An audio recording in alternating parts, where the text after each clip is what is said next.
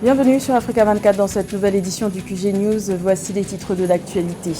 La capitale sénégalaise, Dakar, accueille jusqu'à ce vendredi 27 janvier la deuxième édition du sommet sur la souveraineté alimentaire.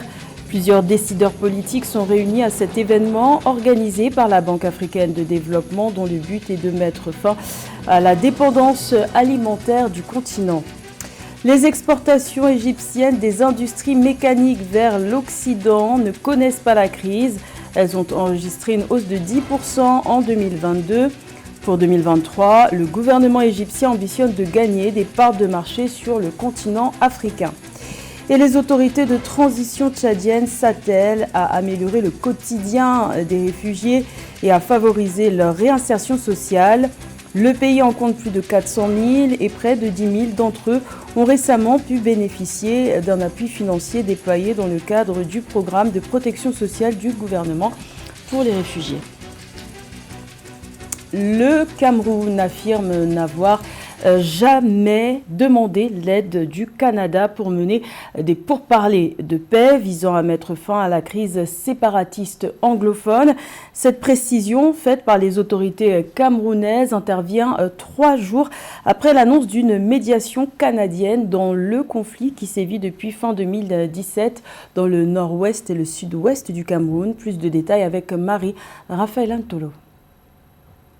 Alors que le 22 janvier 2023, le gouvernement canadien, via la ministre des Affaires étrangères canadienne, avait annoncé que le pays allait jouer un rôle de facilitateur pour une résolution globale pacifique et politique de la crise dans le nord-ouest et sud-ouest du Cameroun, le gouvernement camerounais, via un communiqué paru le 24 janvier 2023, précise qu'il n'a confié à personne le rôle de facilitateur ou de médiateur dans ce dossier. Ce dossier, selon l'exécutif camerounais, n'est confié ni à un pays tiers, ni à une entité extérieure. Pour l'exécutif camerounais, ce problème est d'abord interne et nécessite des solutions qui proviennent prioritairement des parties concernées. Il appartient d'abord au peuple camerounais, aux institutions et aux dirigeants de rechercher les voies et moyens appropriés pour la résolution des problèmes auxquels notre pays est confronté.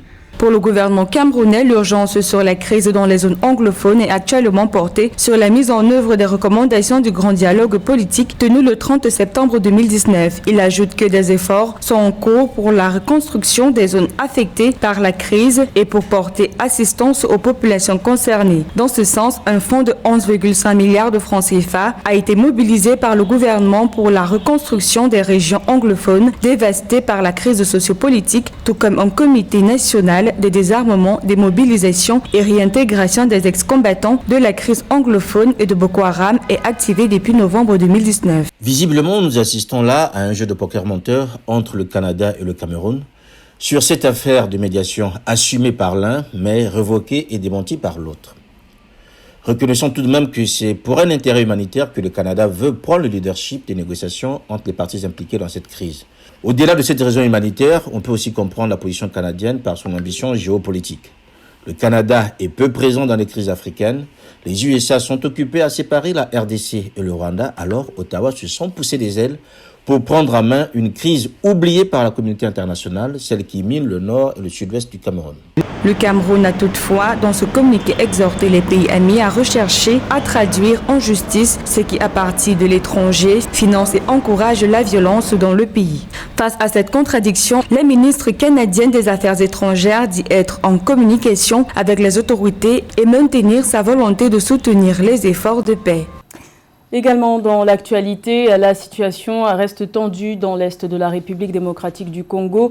Les rebelles du M23 ont pris le contrôle ce jeudi 26 janvier de la cité de Kichanga dans le territoire de Massissi, situé dans la province du Nord Kivu. Après de violents combats, les forces armées de la République démocratique du Congo, FARDC, parlent d'un repli stratégique dans le but d'épargner des civils. Malgré l'accord de cessez-le-feu et de cessation des hostilités datant de décembre dernier, le M23, soutenu par le Rwanda, selon Kinshasa, poursuit ses offensives. Kigali continue de démentir les allégations de connivence avec ce groupe armé et les deux camps s'accusent mutuellement de violer les accords de paix signés à Luanda et à Nairobi fin 2022. Comment l'Afrique peut parvenir à la souveraineté alimentaire? C'est la question qui est au cœur de la deuxième édition du sommet sur l'alimentation en Afrique qui s'achève à Dakar au Sénégal ce vendredi 27 janvier. Un projet porté par la Banque africaine de développement en vue de libérer le potentiel agricole du continent. Plus de détails avec Roberto Bogbe. Comment nourrir l'Afrique? C'est la question au cœur des échanges du sommet de Dakar 2 sur l'alimentation en Afrique et son énorme potentiel. Au cours de la rencontre axée sur l'action, les dirigeants présents à Dakar depuis le 25 janvier veulent mobiliser et mettre en cohérence les ressources gouvernementales, les partenaires au développement et le financement du secteur privé pour libérer le potentiel alimentaire de l'Afrique avec l'appui de la Banque africaine de développement, co-organisatrice de l'événement. Macky Sall, président du Sénégal, hôte de l'événement, s'est montré très enthousiaste à l'idée d'une Afrique agricole forte. Je salue le plan d'urgence de la Banque africaine de développement sur la sécurité alimentaire.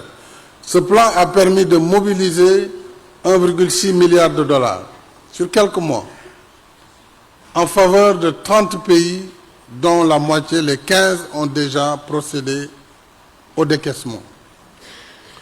Il est tout heureux que Dakar 2 soit un sommet orienté vers l'action, avec la signature de compacts de livraison de produits alimentaires et agricoles afin de stimuler la production et le commerce des produits. Pour arriver à nourrir l'Afrique, la Banque africaine de développement qui appuie les parties prenantes présentes à Dakar compte sur la levée des obstacles du développement agricole en accompagnant avec des investissements nouveaux, ce qui permettrait de porter la production agricole de l'Afrique de 280 milliards de dollars par an à 1000 milliards de dollars d'ici 2030. Nous savons que près de 250 millions d'Africains dorment chaque nuit en ayant faim et c'est inacceptable. Nous savons aussi que les prix des denrées alimentaires augmentent, dont les populations ont plus de mal à nourrir leurs familles. Le coût des engrais augmente également, les agriculteurs ont des difficultés à produire plus. Donc, c'est le moment de se mobiliser pour renforcer la souveraineté alimentaire et la sécurité alimentaire.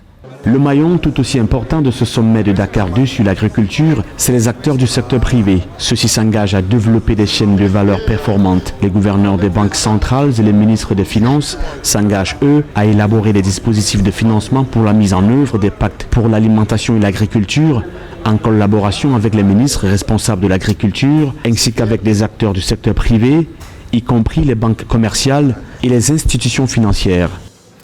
Dans le reste de l'actualité, une entente semble se dessiner entre l'Éthiopie et le Soudan concernant le méga projet du barrage de la Renaissance sur le Nil. Le Premier ministre éthiopien Abiy Ahmed a effectué ce jeudi 26 janvier une visite d'une journée à Khartoum. Une première depuis août 2020.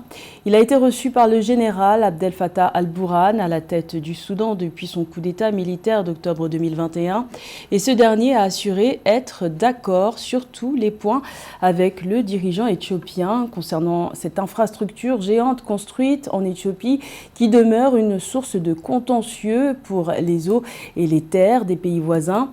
Il est à noter que ces dernières années, la position de Khartoum a varié, se rapprochant parfois de celle de l'Égypte et d'autres fois de l'Éthiopie concernant la construction de cet immense ouvrage sur le Nil qui a débuté en 2011. L'Égypte a connu une hausse de 10% de ses exportations des industries mécaniques vers l'Occident en 2022, malgré la crise mondiale actuelle. Elles ont dépassé les 3,8 milliards de dollars. Pour 2023, le gouvernement égyptien s'est fixé pour objectif de gagner des parts de marché sur le continent africain. Les précisions de Joël Ballot. Entre 2021 et 2022, les exportations égyptiennes des industries mécaniques sont passées de 3,497 milliards à 3,836 milliards de dollars. Cette hausse de 10% se justifie notamment par les augmentations des exportations des machines de 104%, métal formant de 98,9%, pompes et moteurs de 75,8%, des appareils fortement sollicités à l'échelle internationale. On est héritier d'un vieux modèle colonial qui voulait que l'essentiel des matières premières soient exportées vers l'Europe pour y être transformées et renvoyées dans les pays du tiers-monde sous forme de produits finis avec la valeur ajoutée qui était maintenue en Europe. Après, on est passé dans une deuxième phase où, ayant constaté qu'il devenait de plus en plus cher de produire en Europe, les industries se sont délocalisées dans des zones où il devenait plus intéressant en termes salariales, mais le principe est toujours le même, il n'y a pas de transfert de technologie. Et là, en ce moment, ils se rendent compte que il y a peut-être des opportunités, vous voyez. Il a fallu attendre 2023 pour que l'Égypte, par exemple, se rende compte que les produits qui étaient exclusivement tournés vers l'Europe ont peut-être des débouchés en Afrique. Donc, on voit là l'étendue du travail qui reste à faire afin de développer le commerce du Sud-Sud. Au cours de l'année 2023, le gouvernement égyptien entend multiplier les expositions internationales et les missions commerciales, avec pour cible principale le marché africain. Le but est de promouvoir les exportations de divers secteurs de l'ingénierie afin de gagner des parts dans les marchés africains, répondant de fait aux exigences des plans du gouvernement égyptien d'avoir une forte présence en Afrique, comme en Occident. Le Conseil cherche à ouvrir de nouveaux marchés d'exportation, en particulier en Afrique, afin de soutenir les plans de l'État visant à stimuler les exportations et à parvenir à l'objectif de 100 milliards de dollars d'exportation dans les années à venir. Pour le président du conseil d'administration de la communauté économique européenne, Cherif El Sayad, en réduisant les coûts de production, les produits locaux pourront mieux vendre le Made in Egypt. Pour ce faire, il faudrait que les premières mesures pour réduire le coût final du produit soient la suppression des droits de douane sur les intrants et composants de production importés, en plus de travailler sur la fourniture de packages incitatifs pour attirer les investissements. La réinsertion sociale des réfugiés au Tchad fait partie des priorités des nouvelles autorités. Un enjeu considérable puisque le pays en compte plus de 400 000. Un appui financier a été déployé dans le cadre du programme de protection sociale du gouvernement pour les réfugiés et près de 10 000 d'entre eux vont en bénéficier. C'est notamment le cas dans les camps de réfugiés de Gondje, comme nous l'explique Mahamat Ramadan. Judith Noirem, une réfugiée et mère de 10 enfants habitant au camp de Gondje depuis 2006, est un exemple réussi de réinsertion sociale. Avec l'appui des filets sociaux du projet d'appui aux réfugiés et aux communautés d'accueil, elle vend des produits alimentaires sur les marchés locaux. Grâce à cette activité génératrice de revenus, elle réussit à subvenir aux besoins de ses enfants et à assurer leur scolarité.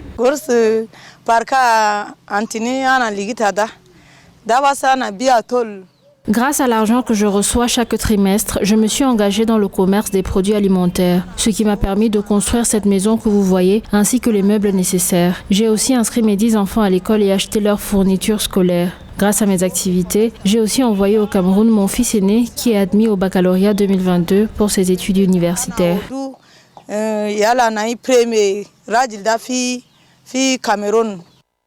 Grâce à ce programme de protection sociale du gouvernement et de ses partenaires, de nombreux réfugiés et des familles de communautés d'accueil nourrissent de grandes ambitions pour leur progéniture. Les autorités veulent aussi lutter contre la pauvreté en milieu rural et encourager l'entrepreneuriat des femmes à la base. Nous faisons ce qu'on appelle les transferts monétaires non conditionnels, c'est-à-dire c'est de l'argent que nous donnons aux ménages vulnérables, qui ne sont pas de l'argent qu'on demande de rembourser plus tard. C'est des ressources qu'on donne à ces ménages pour leur permettre de se prendre en charge sur le plan de consommation, soit éducation, peuvent appuyer leurs enfants à l'école et amener leurs enfants dans les centres de santé et les soigner.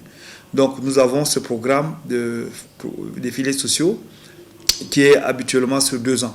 Environ 10 000 ménages dans la province de Logon oriental bénéficient de ce programme de protection sociale du gouvernement avec l'appui de la Banque mondiale. Pour rappel, le Tchad accueille plus de 480 000 réfugiés sur son territoire et leur réinsertion sociale devient un véritable enjeu pour le ministère de la prospective économique. Où en est l'Afrique dans la représentation des femmes dans le sport? La journée mondiale du sport féminin, célébrée le 24 janvier, a été l'occasion de se pencher sur cette question. Si en 2022, la Confédération africaine de football a revalorisé le budget d'organisation de la CAN féminine de football à l'échelle continentale, des progrès allant dans le même sens restent à faire au niveau national où des disparités entre les pays sont à noter. Le point avec Nathalie Mo.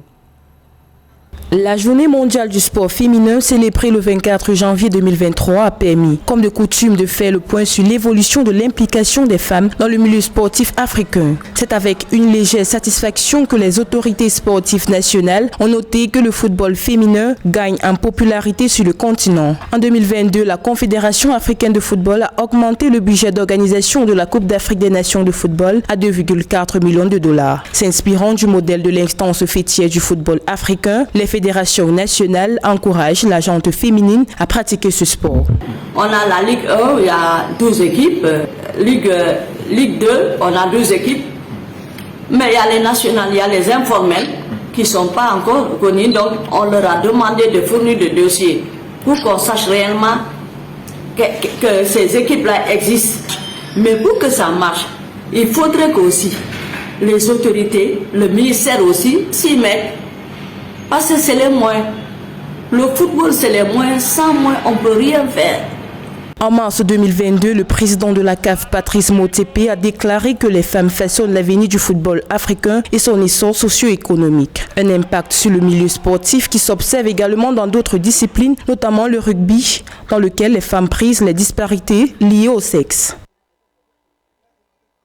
Il n'y a pas de favoritisme parce que c'est une femme, il faut faire doucement. Non, non. Ça, j'aime bien ça. Si on doit me plaquer, on me plaque sérieusement. Si je me fais mal, je vais à l'hôpital, c'est ça. Il n'y a pas de discrimination, il n'y a pas de sexisme dans notre groupe, donc voilà, c'est super. En Afrique, cependant, la situation des femmes dans le secteur du sport est un reflet de leur situation dans la société en général. Des inégalités persistent, surtout dans la représentativité des femmes dans le sport. Des chiffres d'ONU Femmes estiment à moins de 20% le nombre de femmes dans les sports collectifs et près de 50% dans les sports individuels. Au Kenya, cependant, les résultats de la politique Kenya Vision 2030 sont visibles. Environ 40% de femmes présentes dans les délégations aux Jeux olympiques depuis une décennie. C'était le journal de la rédaction. Merci de l'avoir suivi. L'information continue sur Africa 24.